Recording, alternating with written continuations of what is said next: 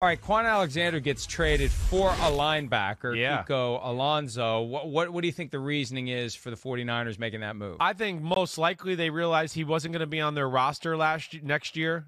That time had come and gone. And I think the second thing is, they gotta pay these two linebackers that are there. I mean, Fred Warner, he's gonna demand to be paid like one of the highest middle linebackers in football. And then the guy they got, Dre Greenlaw, next to him, he's a damn good football player too. So I'm sure they looked at that a little bit and go, wait, we got to start figuring out how we're going to sign them long term.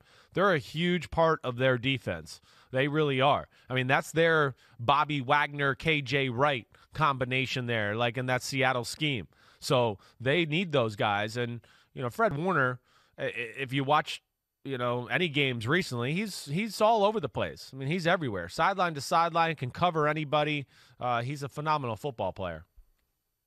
Yeah, and look, they're not throwing in the towel here. They're just making plans for next season. And Kwon Alexander, a guy that they signed coming off of a torn ACL, they got a history of doing that. That was mainly a Trent Baalke thing, but signing these guys, bringing these guys in and hoping that the rehab works, and sometimes it does and sometimes it doesn't, and sometimes other guys end up being better before you get a chance to do what you can do. But Alexander goes back to the NFC South. He'll be with the Saints. He won't be able to play on Sunday night against the Buccaneers, his original team, because of the COVID-19 protocols. And that's why I'm still surprised to see trades happening, because you're not getting these guys for Week 9 due to the waiting period. And isn't it weird that they have, it's not like you're coming in off the street.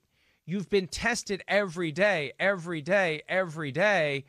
and then you get sent to a new team where you continue to be tested every day. But I guess the act of traveling is enough. Right. That there's a risk that when you're traveling outside of the NFL-approved procedures, maybe you catch it, so they want to wait and see and make sure you didn't catch it while you're making your trip from your old team to your new team. So today is the final day for the trade period. It closes at 4 p.m. Eastern. I don't know how much some more action activity we're going to see. I thought we would see a little more than this, really. But again, and the thought last week, very prevalent. If you're going to do a deal, you got to do it now, because then there's not many games left. You're losing the opportunity to get the guy ready to play in Week 9, and you're doing it to enhance your team. And the sooner that guy's playing for you, the sooner he's up to speed, the sooner he's ready to go. You delay the whole process by a week because of this COVID-19. Yeah, you're right. You're right about. I was just gonna say you're right about that, but you still get them. And I think the teams that are making these moves, just to say this, Mike, it is about long term. It's like, okay, we don't,